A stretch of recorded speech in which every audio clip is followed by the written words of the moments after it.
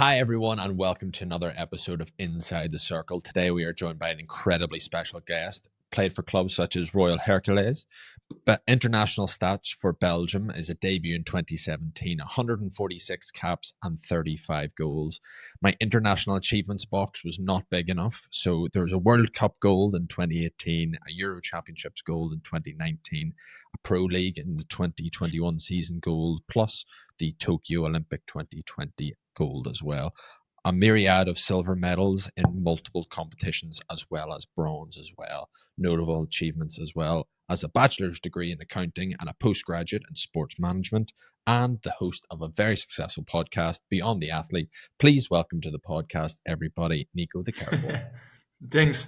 Yeah, it's nice that you bring up the podcast, but the podcast is in Dutch, so I don't think a lot of people will understand. But it's quite nice you put it in the introduction. Thank you. Oh, of course, it's something that you do, and I can clearly see the effort and the love for it. So there's no point missing it out. Yeah, no, thank you. Yeah, I think we made 19 Um, episodes or something, so no, we put some time in it. Yeah, Brilliant.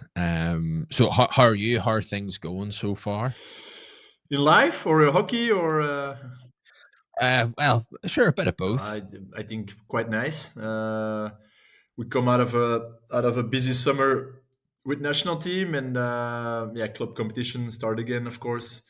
So it's a never ending story. I think we always have some couple of days/weeks to recover to go again. So yeah, on the hockey parts, everything is quite okay. And yeah, at home, family is going very well. I have a little boy who is almost 1 year old, and my wife is expecting a second girl Brilliant. now. Yes, so a second child, a girl, for January. So very excited about that as well. And we moved, we moved actually this Saturday also to a new place. So yeah, exciting times. Yeah. Oh, brilliant. That sounds fantastic. Life sounds to be going very, very well. Um, how much of a break then did you get after those Euros and, like you said, a very busy international Yeah, summer? it's always weeks we need. I think we got maybe 2 weeks, which is for me personally, yeah, not enough because I think we always put a lot of effort throughout the months, especially mentally and physically. I think it's always nice to have a moment, one to recover and then also to reflect. And 2 weeks is personally for me not enough. But then if you look again at the other parts of our career, yeah, you're playing for two teams. You have national team, then you play for your club as well, and they also want you to be there as soon as possible to prepare the the season. So it's always a complicated balance, and yeah, we try to do the best for everyone. We try to do the best also for the individual, myself in this case, but it's never 100%. So we try to do how we can to manage it, but it's yeah, it's how it is. Yeah. Yeah.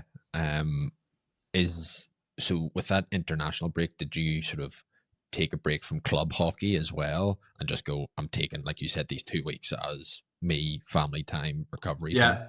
Yeah. It's really, yeah, 2 weeks where I don't even think about hockey. I just told my club, I'll see you in 14 days. And national team, yeah, we don't even talk about that at that moment. So no, it's really 14 days where we can fully disconnect from hockey. But of Yeah. course, the club team is already having a preparation for 2 weeks at that moment. So even if you don't want to, you see some WhatsApps coming, you see some the practice games they played, you see it coming on the WhatsApp, you see it on Huddle, the platform where we can see the matches. So yeah, you can never disconnect totally, but I try. Yeah. Yeah. I would say so. I would say it is very difficult, especially the success of previous years with the international team. I'm sure that is difficult to try and disconnect from that. That want to keep moving that forward. Yeah, yeah, of course, it's like that. But yeah, we try our best. We in national team, I have to say we get helped quite a lot. But I enjoy also the help from the family to make that happen. So so yeah, I can say for myself I have a very good work life balance, or I try at least, but I'm very happy with it. So yeah, it comes a bit from both ways, but it's of course, yeah, given the results, it's of course a difficult thing to do, but we try to manage it. Yeah. Yeah.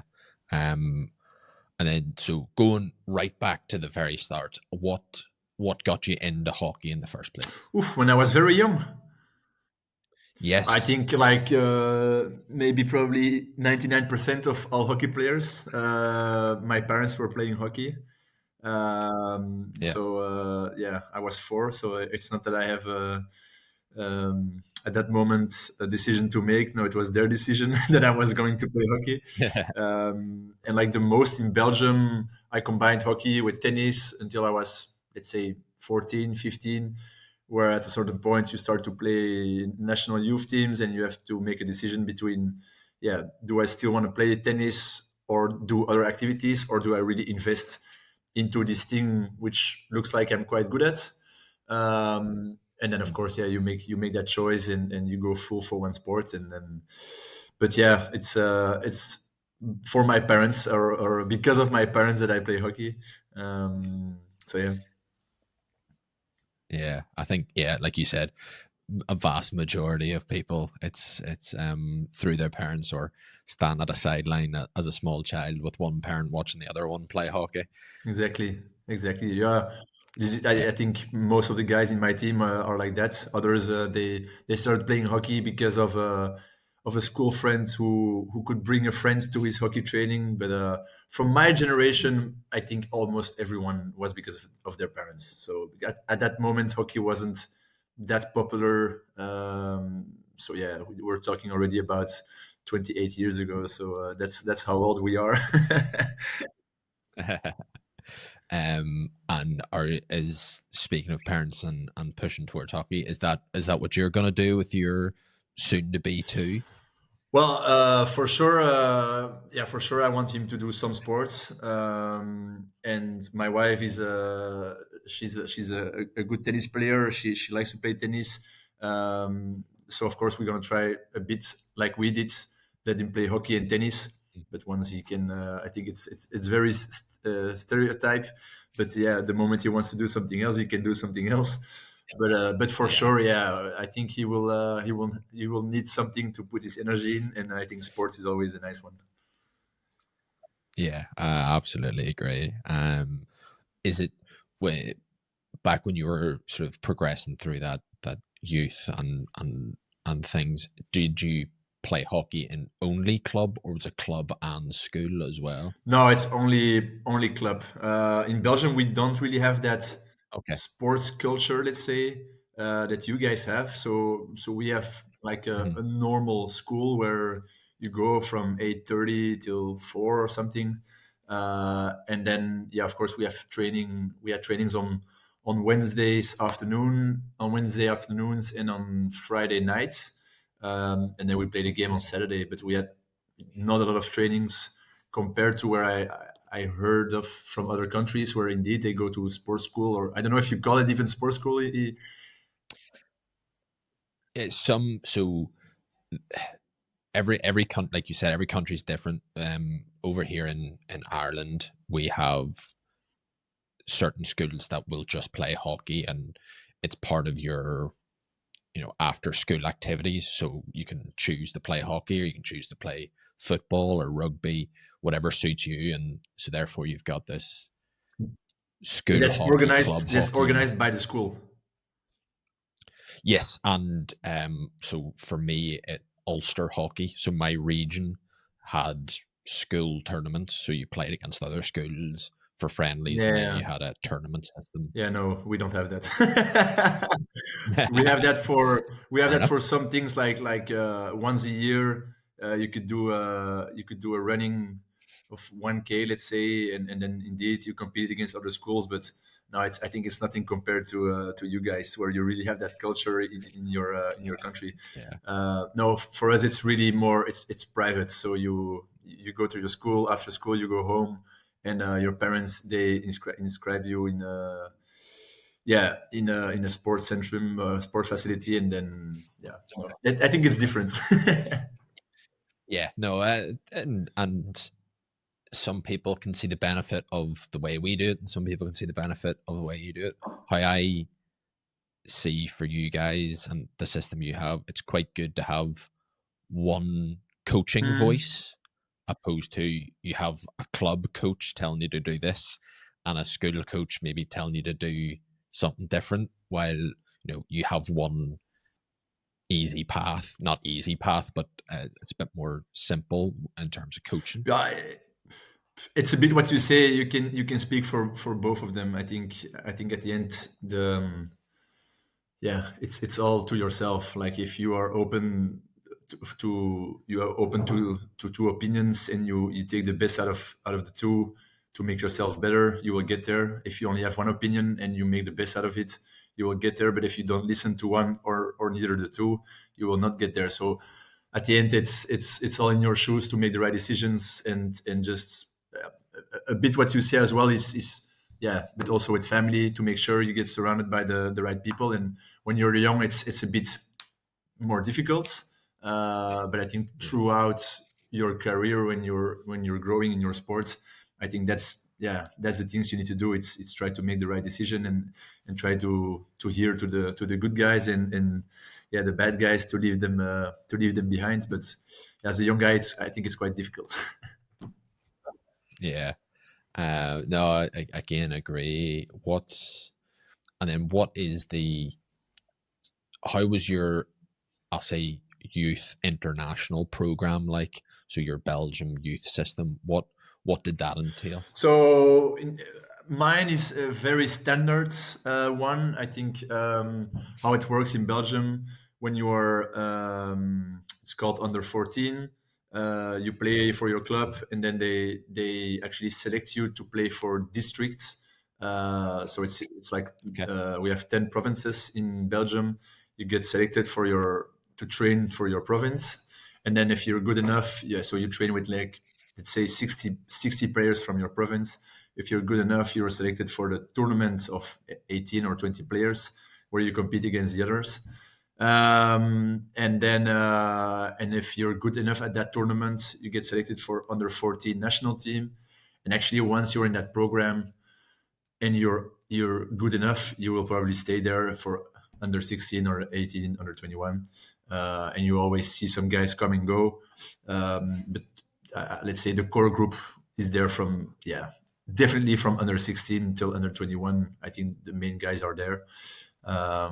And that's how it happened with me. I went under 14, under 15, 16, 18, under 21. Then I had a couple of years where I didn't play national team, I think for 4 years or something, and then I got picked up again Okay. for the A squad. So that's how it happened. Yeah.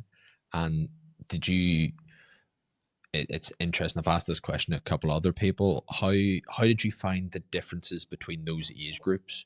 So was it just that between under 14, under 16, it just got a wee bit faster, or between under 16 and 18s, it became a lot more physical? Did you notice difference between those age bands? Wow, that's a really good question, because I have no idea.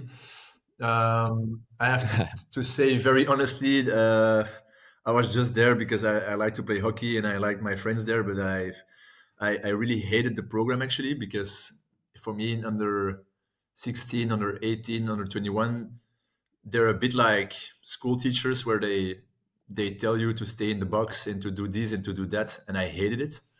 I even Yeah. stopped twice with the youth national teams, because for me it was, I was myself not ready for that, because I've always been a tourist is a big word, but a bit more playful, let's say.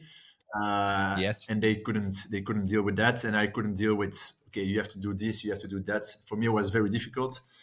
But also, I think it's Hmm. quite nice they do it, because they make sure the guys that get through that, at the end, those are the guys who are probably mentally, who made the biggest steps, or who are there. And also, so I never liked it, but I like that they do it. You know what I mean? Yeah. Yeah, no, So, I do, yeah. but to get back to your question, yeah, for sure. I was a little guy when I was 14 and 16. I was a little guy, and I had my, yeah. How do you say it? My growth. Growth spurt. How do you say Yeah. it? Growth Yeah, growth spurt. spurt. Yeah, it's the same as in Dutch. Perfect. Yeah. So I had my growth spurt when I was, yeah, 18 maybe, where others Okay. were very much younger. I think 14, 16. So I felt a huge difference where in under 14, under 16, I couldn't follow physically, and suddenly in under 18, yeah, I was there physically. So for me, that was a big difference. Like, when is your growth spurt? But for the rest, yeah, I didn't like it a lot.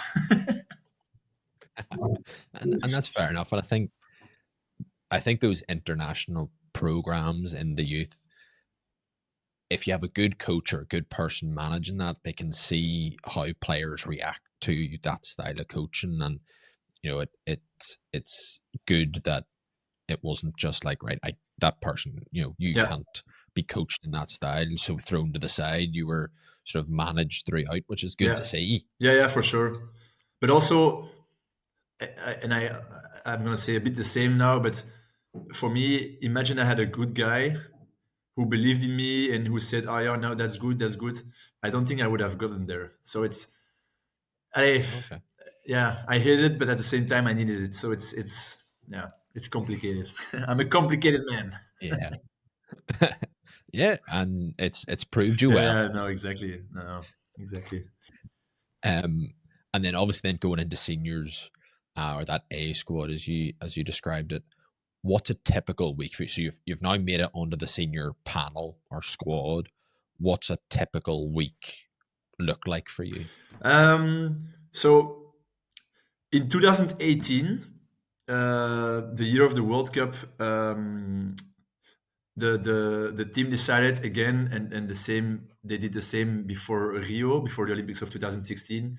We decided actually to go full time for hockey, where in the past you always combined hockey with or work or yeah, studies. They still combine it, but like really go to the lessons and do stuff. Now we said, okay, no, we're gonna train every day during the week. Um, so in 2018, that changed, and actually since then we have a full time program. And that Okay. week, like, yeah, it depends a bit. We have a program always of a month.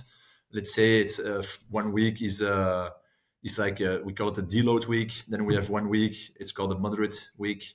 Then we have a moderate heavy, and then we have a heavy week, and that's every time 4 weeks. Okay. Um, in general, we have on Monday we have national teams from, let's say, from 10 till 2, which is quite chill.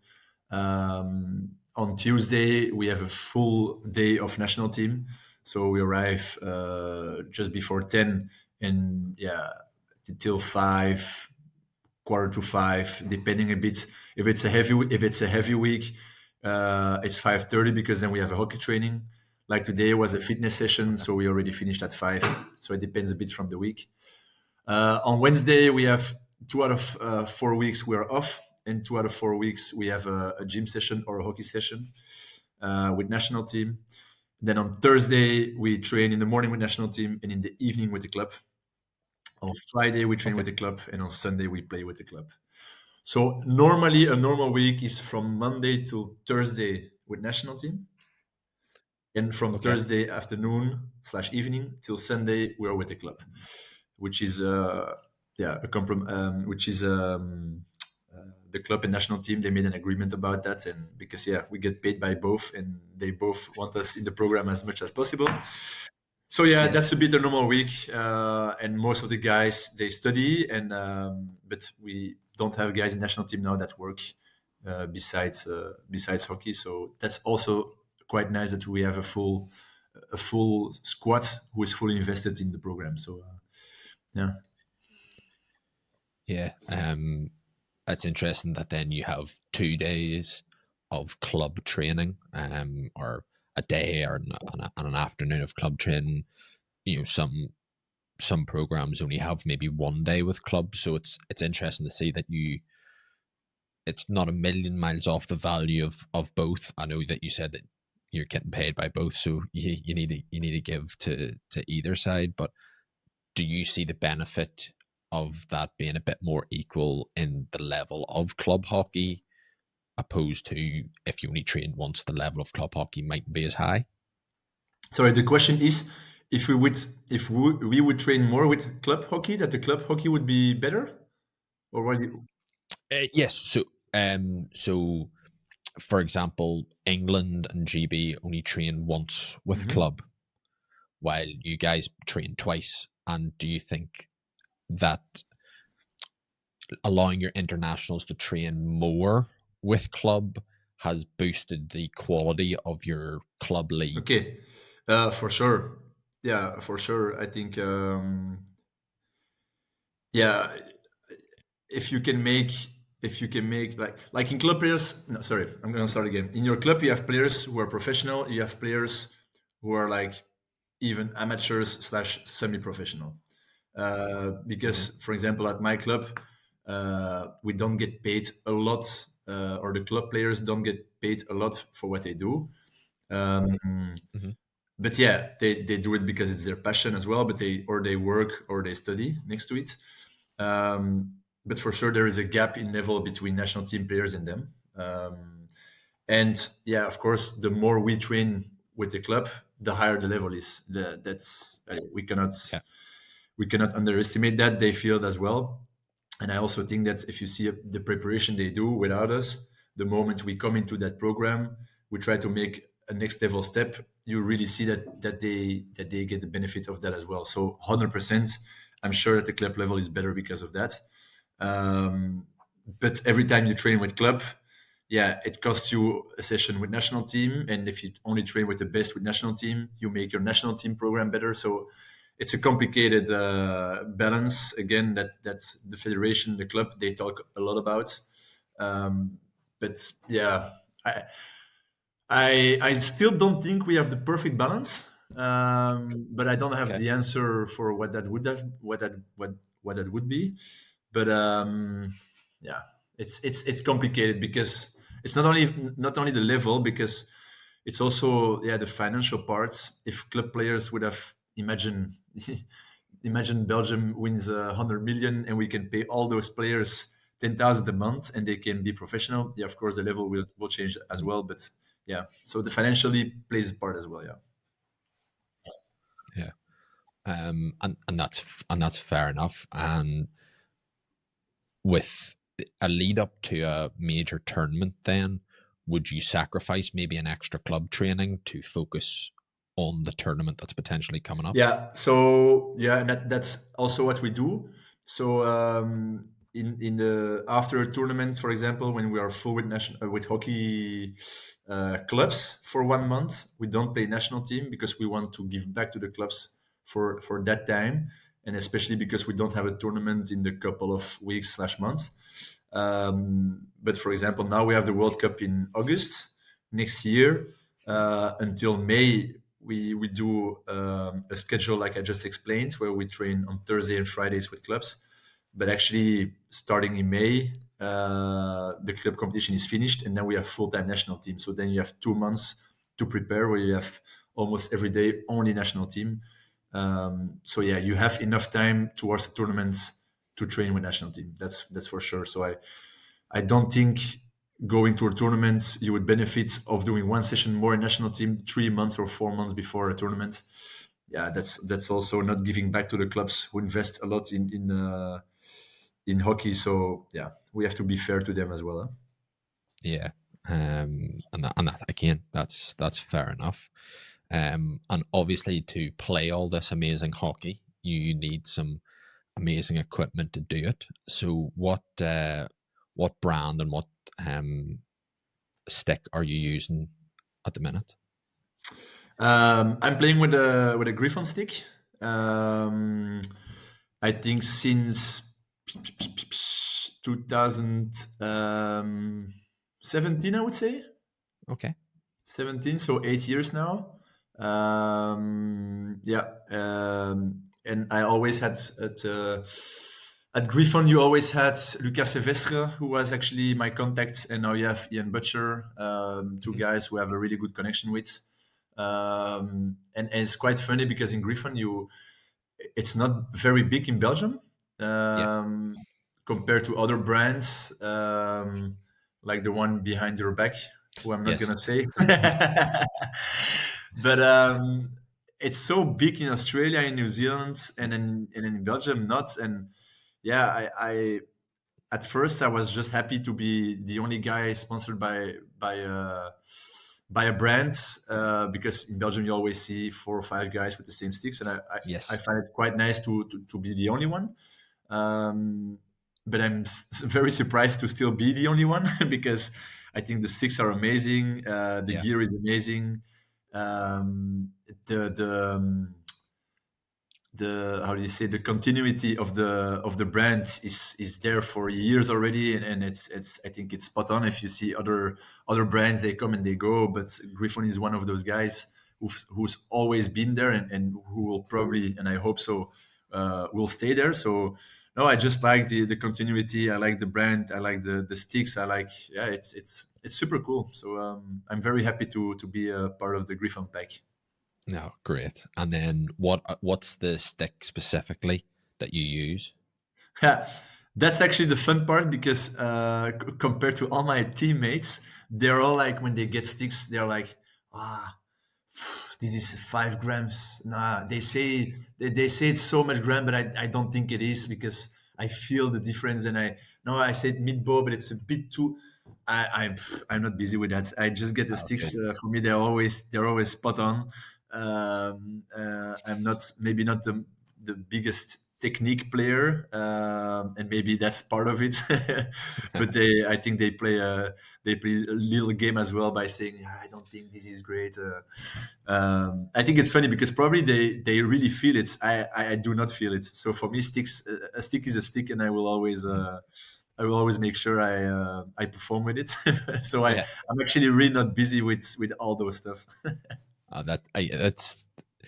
It's really funny. We had another Griffin player on last season that we did this. Jake Wetton, and he was exactly like how you were saying. Stick had to be exactly certain grams, and then the grip had to be something else. So it's really interesting to see the difference between the two Yeah, yeah. players with the same brand. Yeah, and so yeah. To answer your question, besides knowing it's a Griffon Pro Tour 25, I have absolutely no idea how many grams. Where is the balance? Where how many carbon? How many? Don't ask me those questions because I don't know. Fair enough. Can I even ask, how do you have a grip on it? Do you play with like a chamois grip? Yeah, I play. I don't play with a chamois grip on it. No, I play with a Tensoplast. I don't know if you know that. Maybe you should look it up. I'm gonna have to. Yeah, it's Tensoplast. You can buy it in a pharmacy. Oh It's yes, normally you wrap round. exactly, Yes, exactly.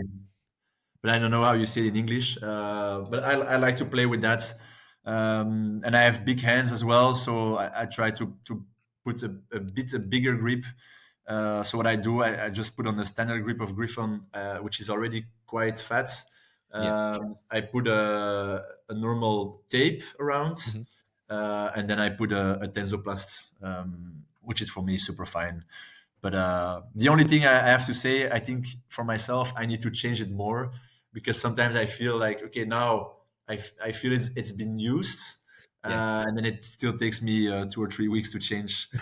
And every time I change it, I'm super happy, and yeah, I feel the touch a bit more than when it's used. So I think I need to change it more, but yeah, yeah, it's fine. Yeah. No, it's even changing it a couple of times in the season is better than people that come in after about 3 seasons ago. Can you please change But this that grip? And that it's is crazy. You, yeah, you see guys. So the guys, when you go Sunday to your club drinking beers at 10 in the morning, those guys they play with the same stick for, I think, for 10 years. yeah, I don't know how they do it. yeah. No, and it's probably got the same layers of tape grips and everything since the first day they bought it. So yeah, Exactly. With a big hole between the grip here and the grip there, it yeah, goes up, whoop. yeah, exactly. Uh, Yeah, no, I agree completely. Um, it's leads quite nicely into then.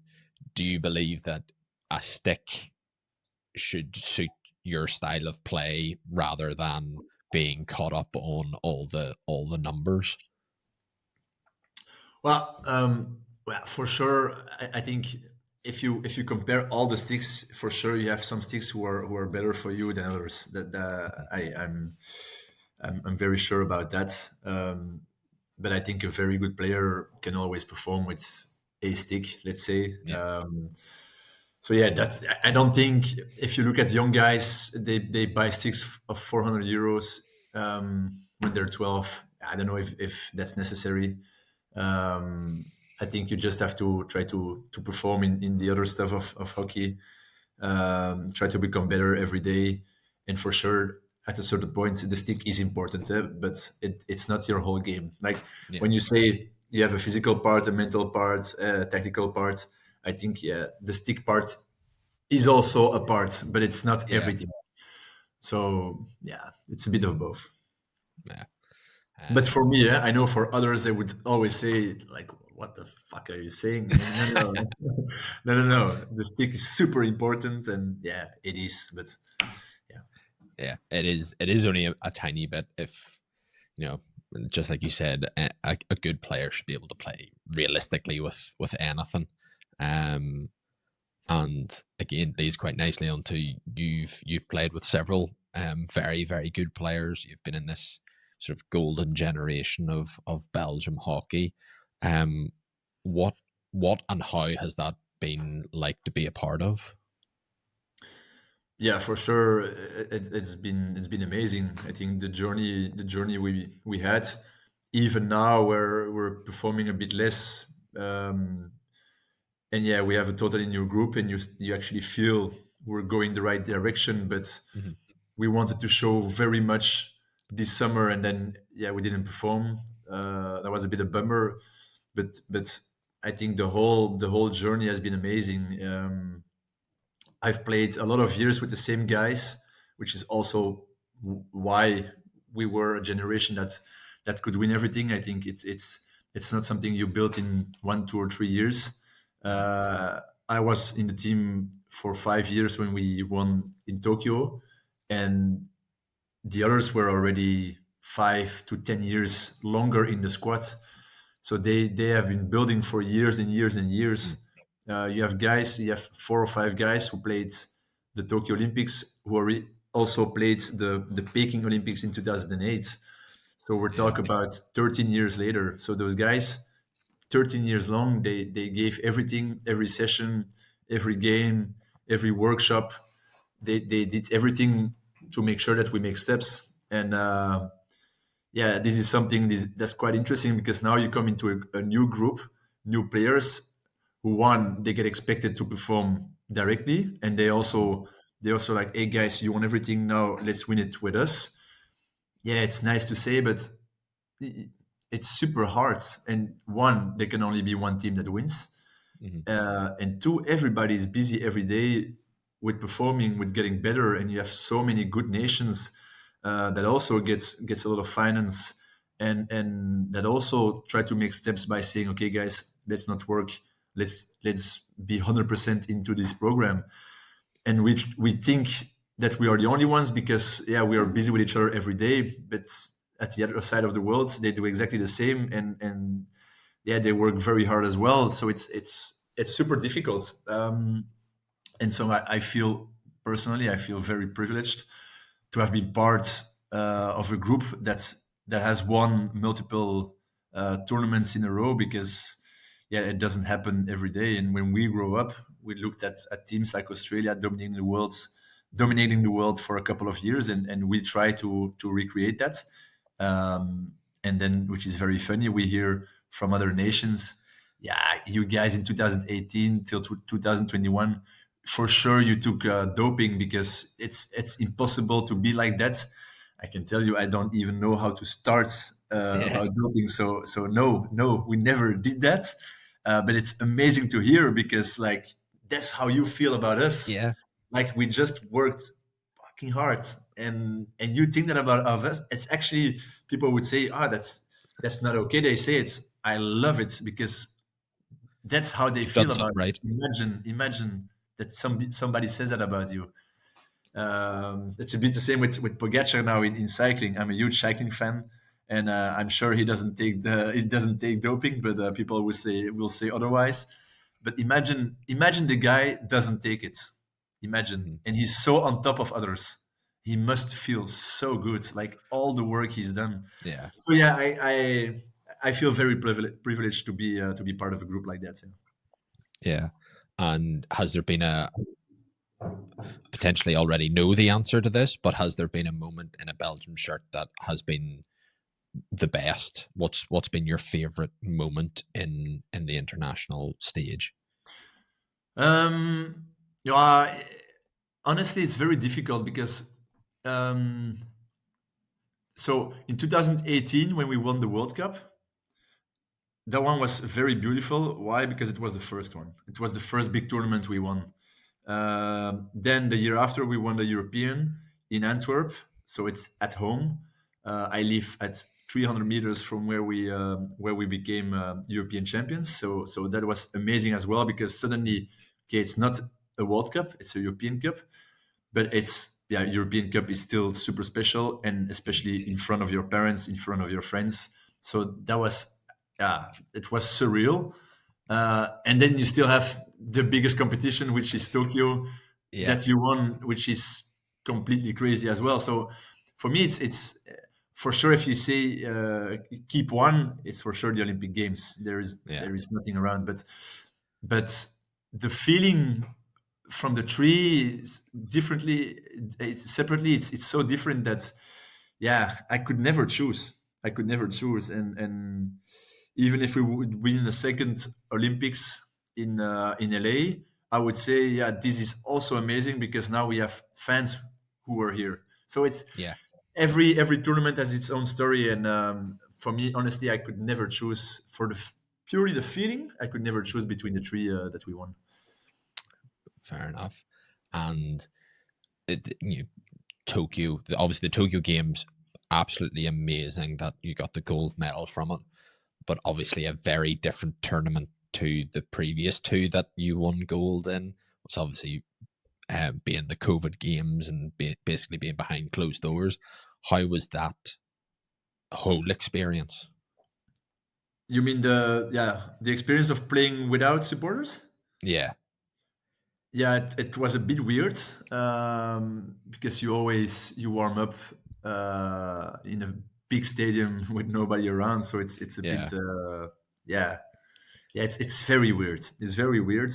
But the moment we won it, I think for us to enjoy it, it was best case scenario. Because imagine you win it and your parents are around and your friends are around. Everybody goes a bit their own way, and yes, you enjoy, and yes, you're on a high. But yeah, still, it's a bit. You go there, you go there, you go there, Yeah. and there we only had each other. We only had each other, so we partied for 2 days all Yeah. together, and for me that was the yeah, that was the best one we ever had. But playing without fans, yeah, it's weird. I really hope it will never happen again because yeah, it's also if you look back at the winning shootouts, for example, of that final, you have a super nice how do you say it, tribune. um, allez, how do you I say it? Like with the seats behind, like Oh yes, yes. Um oh no, I stands. don't know how to say. Yes, Stands. stands. You have a massive. Sorry, I'm sorry for my English. You have No, massive it's better stands it's better behind, than my everything. and just imagine they were full of Belgian people. If you have that on video, I would love somebody to recreate actually the shootouts we won at Tokyo via AI to make sure that you have that winning shootouts that Vincent Vanache takes, and you have thousands of Belgium supporters behind. I would Yeah. love to see that. That would be cool. Yes, it would be actually. Yeah. Um, and then obviously, it was only a 3 year break then before Paris. Then obviously different results. How was that? Obviously, the stadium looked brilliant and the atmosphere looked fantastic throughout. Did you take it as a bit of a home Olympics? It wasn't as far as Tokyo.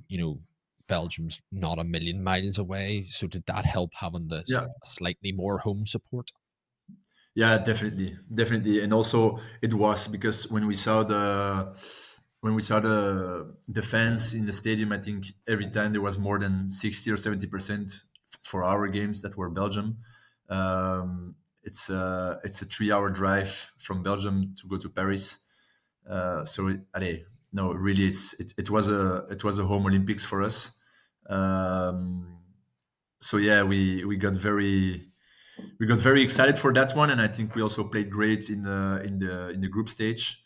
Unfortunately, yeah, we lost in the quarters, but also there, when you see the massive support we had, yeah, it was a pity. It was a pity, but it's not because of the supporters, because they were really amazing.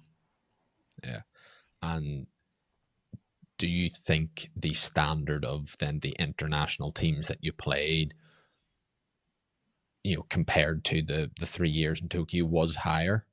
Um, the example of like the South African men, like they were quite a shock, certainly to some teams, on how strong they were. And do you think everyone's hockey programs have got progressively stronger?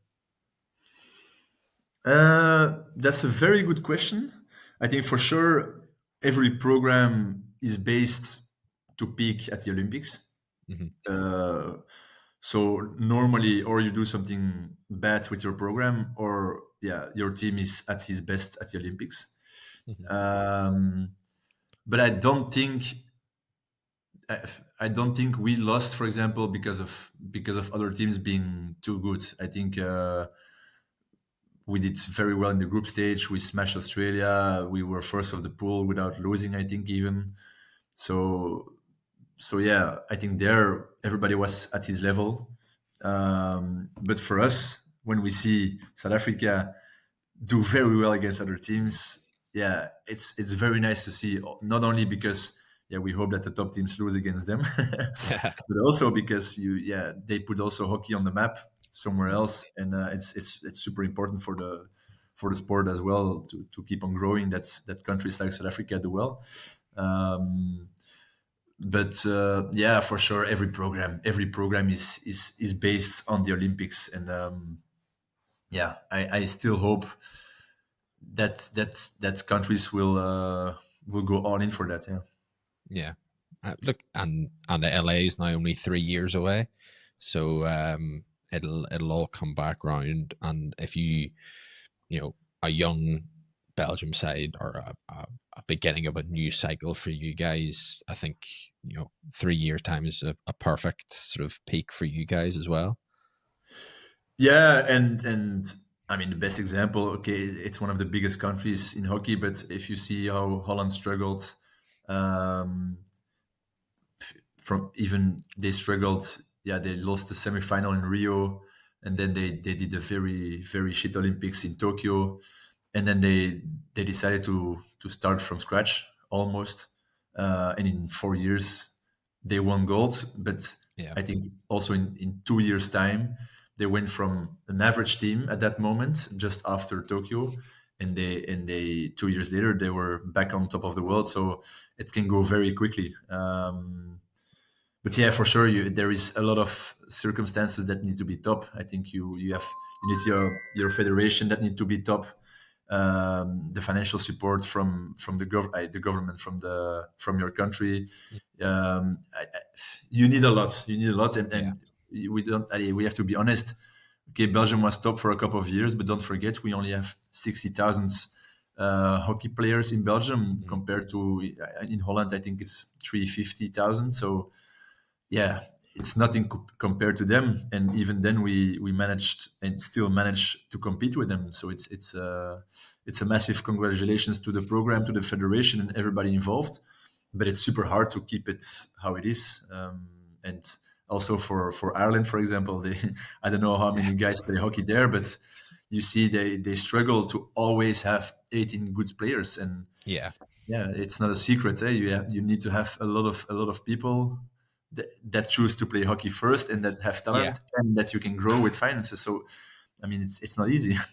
No, it's not, and I think Ireland, take Ireland in the Pro League that's just gone by. We were the only nation in it that didn't have a centralized program, a full time program, and you could see that like the guys had basically used up all their work days off to do the Olympics, and then because of that, it wasn't a consistent team throughout the Yeah, season. So you can see that difference between the teams, and yeah. hopefully on the horizon, we follow you guys' footsteps. Yeah, I hope so because just also for the Olympic future of the sport, it's super important Mm. that at least the 12 teams that go to the Olympics they have a full program. And I understand why it's not like that, but yeah, if you want to keep on growing as a sport globally, yeah, we need to make steps. And I have to say, I'm not a big thinker about that, but I am a bit pessimistic about the sports in the future. I really hope that we can keep on growing like we did the last years. But I always feel that people that don't know the sports, yeah, I don't know. It's a bit more complicated for them to join it or to follow it. Um, yeah, so I think we have a massive responsibility and task to see how we can do it better. But yeah, it's complicated. It is, and yeah, we can only hope that we can find a way to just crest that hill and keep bringing the people to the sport, which we all love. Yeah, yeah. Um, and then sort of coming away from hockey then as well, what's your go-to thing that takes that pressure from hockey away from you? Um, the only thing I can seem to find is that you seem to be a big outdoor person, like getting away, getting out into nature. Is that your sort of decompress? Well, it's not particularly the nature. I think I love to be away with friends to just hang out and do stuff. So with my friends, I like to play golf. With my wife, I like to go on holiday or even to stay at home. But just we I play with my brothers in the first team at my club. They also played a lot of national team in the youth, and so we are a hockey family. But at home, we never talk about family. We talk a lot about family. We never talk about hockey. Okay.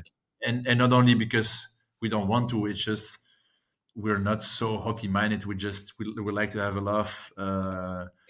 at home, and so yeah. And for me, that's quite nice to just know at home I don't need to answer questions about why is the team not performing or how come you won today, which team was better. I just like to play my games, come home and talk to about other stuff. So Yeah. yeah, it's a bit the balance, the work-life balance, and that's going very well. But of course nature is great. I like to go on holiday, do some hikes. I give me anything, I will be keen for it. Oh, perfect. Aye, and it's great to come home and not think about hockey until you have me trying to ask you all these questions after moving into a new house. So again, I can only say thank you again for doing it. No, that's this is different. This is different. Oh, fair enough. Well answered. No, no, no. um, I like to do this as well because I don't do this a lot, and it also helps me to reflect about the last years, and also it's always interesting to hear another guy's opinion uh, about Belgian hockey, about hockey in general, but also about life. So I think it's always nice to talk with people, and so it was my pleasure. oh, brilliant. And again, talking about other people. Obviously, then you decide to start the podcast that you do, that Beyond the Athlete. Like, was that was that something that you've always been thinking about doing, or did it come up and went, actually, no, this could be a fun idea to do? Yeah, no, it's. I remember I was driving. I was driving home. And it was during COVID times, and podcasts were a bit more in. And I have always been into sports, and I was thinking about a podcast. Like, okay, who do I really want to hear his story about? And I was thinking like the toppers, Cristiano Ronaldo, those guys, Yeah. LeBron James, Tiger Woods, and I couldn't find anything, and I was a bit disappointed. And then I thought, okay, maybe Belgium sporters, and still nothing. And then I thought, come on, this is not possible. So I called my brother and I say, yeah, what do you think about if we would do a podcast together? Because my brother, yeah, you go to a bar with him, you can talk a whole night. So I thought that's my guy. And then he said, "Yeah, yeah, I love it. Okay, let's do it." And actually, quite quickly, we had one guy who wanted to do it with us, who won a medal in Rio, which is already directly a big name. Mm. And from there on, we only got very big names. And yeah, I think the last one was Mathieu van der Poel, who has been world champion in cycling. So Yeah. yeah, it was super cool for us to do. And yeah, no, it's just because of boredom and not finding the things I wanted. So I thought, okay, let's do it myself then. Yeah, see, exactly the same as how this started. You know, we did it to start off with the Paris Games and how it's really difficult to find the results or what's actually happened during the matches Yeah. for normal people that aren't maybe completely glued to the TV.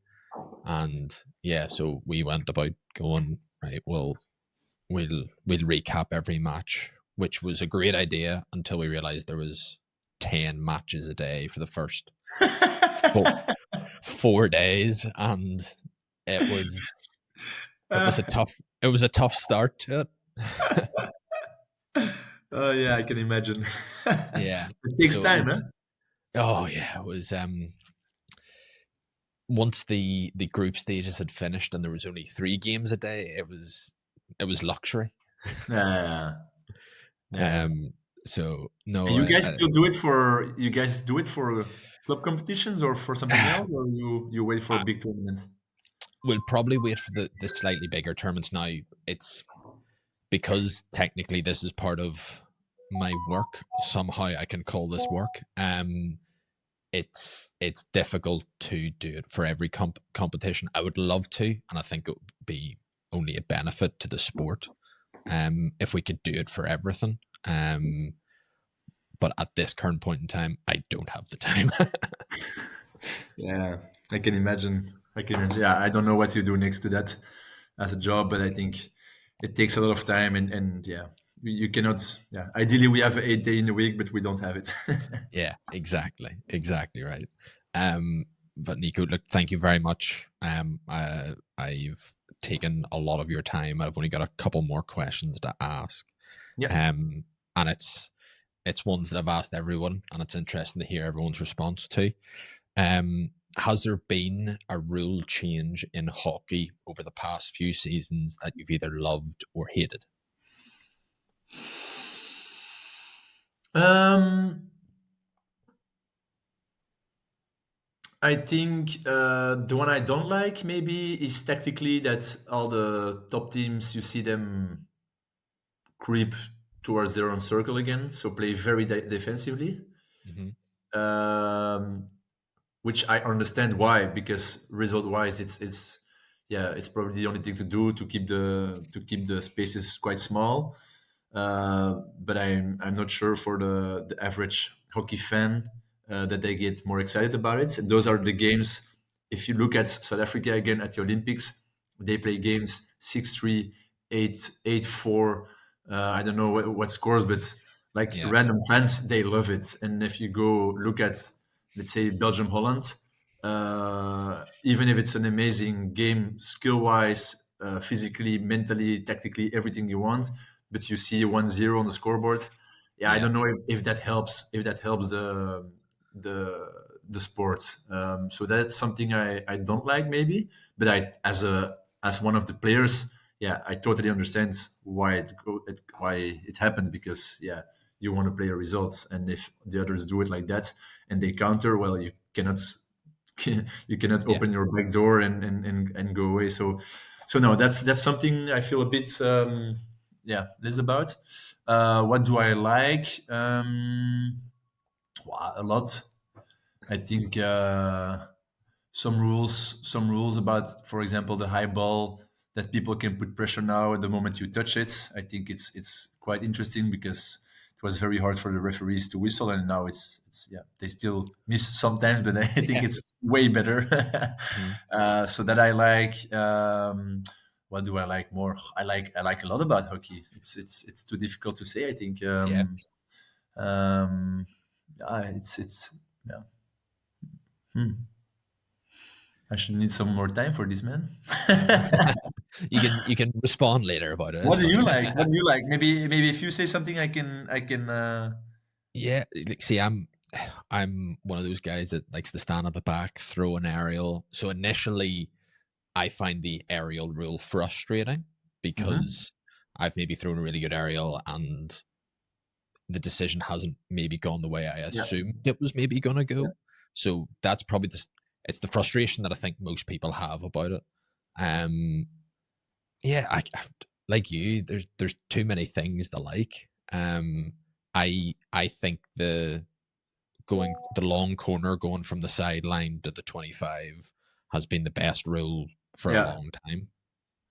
yeah, yeah, for sure, for sure. But if you go then way back, because I think the long corner that's already existing for how long? For sure, Mm, 15 years. yeah, For sure. I play 17 years for the first team of my club, and I'm not sure I ever played a long corner on the sideline. So it's even more, I think. yeah. It, Uh, it's it's been, but it was probably the biggest rule change that people either loved or hated at the time. And yeah, but if you I don't if you know if go I can back think if of you another go one. back if you go back that far away, I mean, for sure the offsides rule, I never played with it, but for sure Yeah, that's one thing. Yeah, that one, the self pass. I think the self pass is the biggest rule, the true. biggest change of rule that managed to make sure that the speed of the game got faster or Mhm. improved, which make it interesting to watch. I think a very big one as well is um, for the safety of the players is the 5 meters in the 25, that you cannot Yes. just smack the ball in. Because I remember the last year before I played first team, so that's 18 years ago. We had a player called Hayden Shaw, which was a New Zealand drag flicker. Hmm. He played with a stick. I think it was size 40 or 41. He Right. just when there was a free hit just outside the circle, he did like Cristiano Ronaldo. He took 5 steps backwards, took his stick like this, and he just smacked it on the ground. But that was a time when you had to, from your coach, to be with 3 in a row and stand like this with your Yes. stick on the ground. Impossible. And then when you Yeah. jump, they're like, keep your stick on the ground. Man, are you crazy? I I'm not know. going to do this.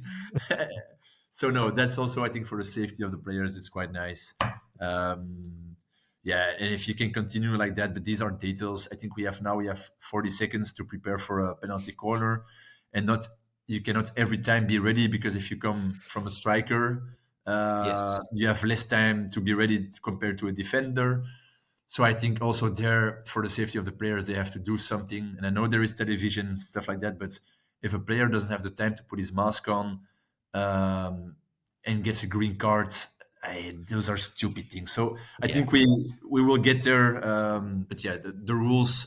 I don't want to talk too much about the rules. Yeah. I think the hockey has improved over time, and yeah, has always been one of the first sports to be open for change, and Yeah. I think that's very important. I'm just gonna Yeah. open the door for my wife, so I'm gonna Oh follow you. yes. So Sorry. you can ask me a question. Um, the last question. It's the big one, the one that I've always finished on. Um, it's how do you put your socks and shoes on before training or a match? So do you go I'm sock, a bit, sock, shoe, shoe, yeah, or sock, shoe, sock, shoe? I'm a bit autistic. So yes, always left, right, left, right. I'm that kind of guy. You will never see me wearing my socks before my underwear, stuff like that. So yeah, no. Fair enough. Yeah, I don't. You will never see put my left shoe on before my right sock is on. For example, it's always sock, sock, shoe, shoe. Oh, good. No, it's. I'm an autistic guy. I'm a guy of who does the same thing every day. But yeah, that makes it. Yeah. That makes my day. Yeah. No, as long as you don't have your full shoe on and your barefoot out, you're fine. Exactly, exactly. Ah, it can happen, but then you know you're in a bad day. So, Yes, absolutely. No, Nico, thank you very what's much. the weirdest answer you ever had on this question? It's it's still definitely we. I'll keep throwing him under the bus because he's the first to admit it. We had Tim Nurse from the GB England side, and Yeah. he admitted to having his shoe on with his bare foot out, and it was just it was disappointing to hear. You um, always have somebody. Yeah. yeah, but I think it's been a great question to finish on because I think everyone then goes, I haven't really thought about it, or they're now Yeah. gonna you're now gonna have a look around every changing room now and go, you're weird. You're weird. Well, at the end of the day, we're all weird, so that's okay. Exactly. That's very true. Um, but again, Nico, thank you very much. You're Is there welcome. anything you want to plug before we leave? No, not at all. The only thing I think we have everybody who is listening to this podcast, we all have a responsibility to make sure the hockey keeps on growing, and yeah, let's have fun on the field. Let's have fun off the field, and yeah, let's stay friends. Yeah, exactly. But thank you very much, and thank you very much everybody that's been watching. If you don't want to watch my face for an hour, which is completely understandable, you can listen to us on Spotify or on Apple Podcasts. Let us know below how you put your socks and shoes on, so we can shout at each other and remain friends if we can. But thank you very much, Nico, and have a great rest of the season with club and country. Thank you, thank you. We'll try. Big tournament coming up in August, World Cup in Belgium. So I hope we will get there.